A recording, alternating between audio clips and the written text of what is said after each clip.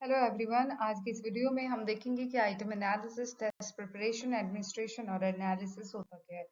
Item analysis हम इसलिए करते हैं, इसका मकसद ये होता है कि स्टूडेंट्स के रिस्पॉन्सेज को असेस करें कि उन्होंने जो आइटम्स जिसके बेस पे उनसे एग्जामिनेशन लिया गया है वो आइटम्स करेक्ट हैं, वो उनकी इफेक्टिवनेस है या नहीं। उसको इम्प्रूव किया जा सके, उसकी इफेक्टिवनेस को और बढ़ाया जा सके और उसको फर्दर प्रॉपर तरीके से फंक्शन किया जा सके, इसके लिए जो है आइटम को एनालाइज किया जाता है।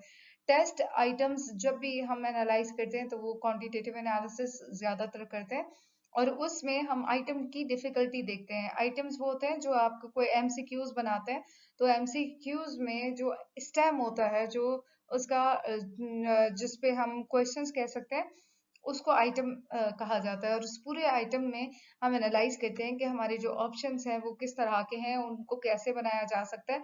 तो जब भी आप टेस्ट डेवलपर्स के लिए ये बहुत इम्पोर्टेंट बात होती है कि आप जब भी टेस्ट बनाएं तो आइटम्स को एनालिसिस आइटम को एनालाइज जरूर किया जाए। और उसका अगर हम ये देखें तो 0.3 से लेके 0.7 तक जो है वो डिफिकल्टी इंडेक्स शो करती है कि ये जो परफेक्ट जो रेंज है या आइडियल रेंज है वो 0.3 से लेके 0.7 तक है। आइटम डिस्क्रिमिनेशन ये होती है कि आप डिफरेंशिएट करते हैं कि हाई और लो स्कोर्स कितने हैं, और उन दोनों के बीच में जब भी आप डिफरेंशिएट करेंगे तो उसको आइटम डिस्क्रिमिनेशन कहा जाता है। डिस्ट्रैक्टेड एनालिसिस ये होता है कि जब आप इवेलुएट करते हैं कि जो आपके ऑप्शंस दिए गए थे उनमें सबसे ज्यादा इनकरेक्ट ऑप्शन किसने कितना इनकरेक्ट ऑप्शन को चूज किया जाता है। आइटम एनालिसिस जब हम क्लासरूम में कंडक्ट करते हैं उसका मकसद ये होता है, ये पूरा एक बहुत इंपॉर्टेंट और क्रूशियल प्रोसेस होता है क्लासरूम असेसमेंट का, जिसका मकसद ये है कि हम स्टूडेंट के टेस्ट को, उसकी टेस्ट की क्वालिटी को, इफेक्टिवनेस को बेहतर बना सकें। और इसमें जब भी हम इवेलुएट करते हैं इंडिविजुअल टेस्ट आइटम्स को, तब हम ये देखते हैं कि ये क्या जो इंडिविजुअल टेस्ट है, एक एक आइटम स्टूडेंट की नॉलेज और स्किल को किस तरह से मेजर कर रहा है, वो किस तरह से उसको बेहतर बना रहा है। और हम उसमें फिर ये देखते हैं कि वेरियस जो आइटम्स हैं, अगर उन सबको एनालाइज किया जाए तो फिर प्रॉपर तरीके से जब भी हम टेस्ट कंस्ट्रक्ट करते हैं तो हम प्रॉपर तरीके से उसको एनालाइज कर सकते हैं। इसका पर्पस ये है कि सबसे पहले हम आइडेंटिफाई करें कि टेस्ट की स्ट्रेंथ्स क्या है, वीकनेसेस क्या है। स्टूडेंट की स्ट्रेंथ और वीकनेसेस डिटरमिन करती है with the help of items. जब आइटम एनालिसिस किया जाता है तब पता चलता है कि ये जो टेस्ट आइटम है वो कौन सा आइटम स्ट्रॉन्गर है और कौन सा आइटम ऐसा है जो बहुत ज्यादा वीक है। तो उसमें से हम उसको चेंज कर सकते हैं। फर्दर हम उसकी क्वालिटी को इम्प्रूव कर सकते हैं, उसकी वैलिडिटी और रिलायबिलिटी को असेस कर सकते हैं।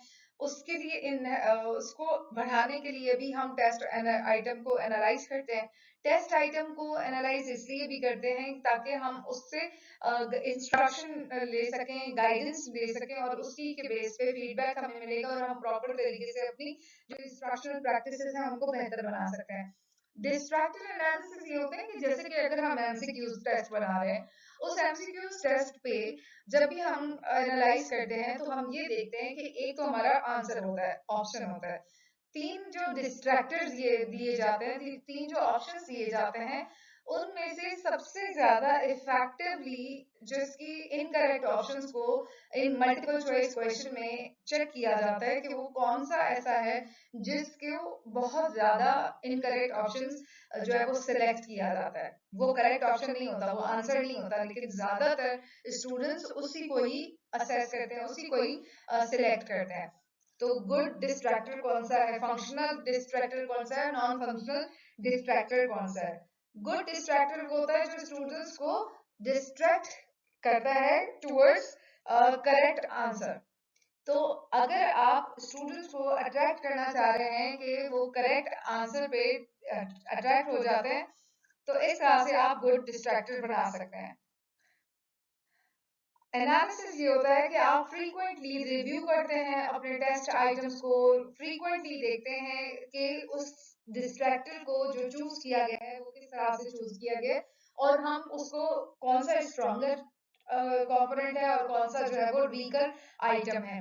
इसके कुछ कंपोनेंट है टेस्ट आइटम एनालिसिस की। सबसे पहले आइटम डिफिकल्टी है, जिसमें हम ये देखते हैं कि कौन सा आइटम सबसे ज्यादा चैलेंजिंग था स्टूडेंट्स के लिए जो कि उन्होंने सिलेक्ट किया है। ऐसा कोई आइटम जो बहुत ज्यादा चैलेंजिंग था, वो स्टूडेंट अगर उसको सिलेक्ट करते हैं तो वो उनके लिए काफी आइटम डिफिकल्ट हो जाता है। उसका फॉर्मूला ये होता है कि आप नंबर ऑफ स्टूडेंट्स जितने भी जो आंसर करेक्ट करते हैं उसको डिवाइड करते हैं विद द हेल्प ऑफ जो टोटल नंबर ऑफ स्टूडेंट्स होता है, तो आपको डिफिकल्टी इंडेक्स जो है वो मिल जाता है। इसकी रेंज जो है अगर 0 से लेके 1 तक है, फॉर एग्जांपल अगर 0 कोई किसी भी डिस्ट्रैक्टर को सिलेक्ट ही नहीं करता, 4 ऑप्शंस होते हैं आपके पास, एक करेक्ट होता है और 3 डिस्ट्रैक्टर होते हैं। एक ऐसा डिस्ट्रैक्टर है जिसको कोई भी सिलेक्ट नहीं करता और उसकी 0 सिलेक्शन आई है। 100 में से कोई एक भी स्टूडेंट ऐसा नहीं है कि जिसने उस ऑप्शन को सिलेक्ट किया हो, तो दैट मीन्स कि वो एक्सट्रीमली ऐसा डिफिकल्ट आइटम था जिसको किसी ने भी सिलेक्ट नहीं किया। एक अगर 0 में से 1 में से एक्सट्रीमली कोई ऐसा होता है कि अगर 100 में से बहुत सारे लोग अगर उस एक को सिलेक्ट कर लेते हैं तो वो एक्सट्रीमली इजी हो जाता है। तो ये जो रेंज है वो 0 से लेके 1 तक जाती है। तो इंटरप्रिटेशन इस तरह से की जाती है कि डिफिकल्टी इंडेक्स जो है वो 0.3 से लेके 0.7 तक अगर फॉल करती है तो फिर आपका जो टेस्ट आइटम है वो अप्रोप्रिएट होता है। इसमें क्या कि कौन-कौन से ऐसे स्टेप्स हैं जो कि हम आइटम एनालिसिस करते वक़्त कंडक्ट कर सकते हैं, जैसे कि सबसे पहले तो टेस्ट को एडमिनिस्टर करें। इंश्योर करें कि जो टेस्ट है वो प्रॉपर तरीके से स्टैंडर्ड कंडीशन पे प्रॉपर तरीके से स्टैंडर्ड वे में स्टूडेंट्स ने उस टेस्ट को किया है, अटेम्प्ट किया है। उसके बाद उस टेस्ट के स्कोर को चेक करें, एक्यूरेटली रिकॉर्ड करें कि स्टूडेंट के रिस्पॉन्सेज थे क्या। उसके बाद कैलकुलेट करें, आइटम की स्टैटिस्टिक्स देखें कि कितने लोग थे जिन्होंने डिटरमिन करें कि कितने डिफिकल्टी फील की, कितनी डिस्क्रिमिनेशन थी, किस तरह से उन्होंने फिर पूरे डिस्ट्रैक्टर्स को एनालाइज करें।